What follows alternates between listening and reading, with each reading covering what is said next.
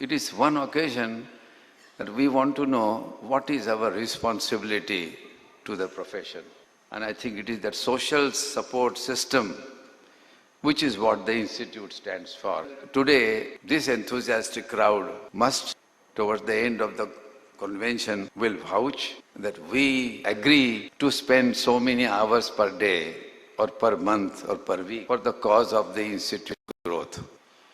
I remember Matre and others talking about concerns about the architects, their interest in old buildings, heritage buildings, their interest in the development of other cities and practice, professional practice. And they were quite concerned about these issues of how they would really look at architecture as a sacred profession. Today, I think things have changed drastically. We don't think, that we are concerned about our city, about our education, about the kind of buildings which are going on, the kind of development that is taking place. The media today is so powerful that if we can somehow find ourselves actively interested through the media, we might be able to go somewhere that we have so far not done.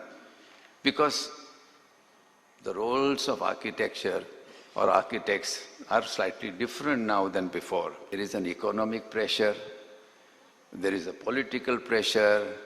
We are no more the same, but we have become global, local. We have now all kinds of communication to connect to the world. But then in that context, how does my education or my practice affect? Where is it that I can touch, hold and show something? Magazines, newsletters, debates, seminars, I think they are hardly available.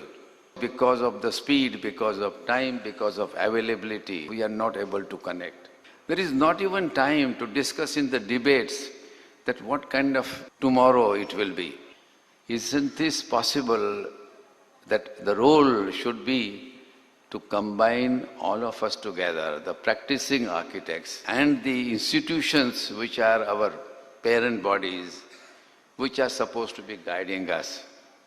The thing is that if there was some kind of a place, if there were several sub-centers and groups, and every institution had a small sub-center of the institute as an obligation, then perhaps frequent visits, frequent connectivities can happen. As we grew in our independence and gradually in economy, slowly other disciplines, because of the need of the profession and the society, changed and evolved. So planning came into being, urban design came into being, landscape architecture came into being, interior design came into being, and they were not discussed as part of a larger scope of architecture. Every school, most of the schools have these departments as if that they are independent and isolated. But do we ever look at the building without interiors? Do we look at the buildings without streets and communities? Do we look at the buildings, without having some kind of connection with the public open spaces? As a result, what has happened today is, in the discipline of architecture, all these other disciplines don't come into picture. So what does it do? If an authority is there, a municipal authority, whom would he approach? They will not approach us. You are an architect, you are a rehabilitated. He is a planner, I will call him. So like in a multidiscipline hospital, or by oversight, or by not considering as a part, accepted that these disciplines can be like a multidisciplinary medicine hospital. And why they have to be so separated, they don't want to talk at all. Even faculties can't be combined. And I think this is something which we need to look at very, very carefully. Because if we do this, eventually, my feeling is that the role of the architect is going to be further downgraded. And I think this is something which needs to be seen, and we have to emphasize that we have an integrated relationship with resources, with activities, with movements, with lifestyles, as if it is like a biological order. Relationships between these disciplines, even in the existing schools, is not of a family. we have to first become extremely effective. We have to become meaningful. They should say we cannot live without it. And I think that indispensability will only give pride to our profession, dignity to us, and dignity to the work, etc. Should we then decide that our buildings will become holistically, socially, culturally integrated, and that means that we will look at larger context, even by choice, not choice, but by intention, just because of the relationships. How do we really participate in the global areas? Why are we not having new textbooks written? So we have to revitalize our practice. We have to revitalize by having alternative study system. Why can't the corporation or why can't the local body, why can't the societies be part and parcel of us? The institute started 100 years ago.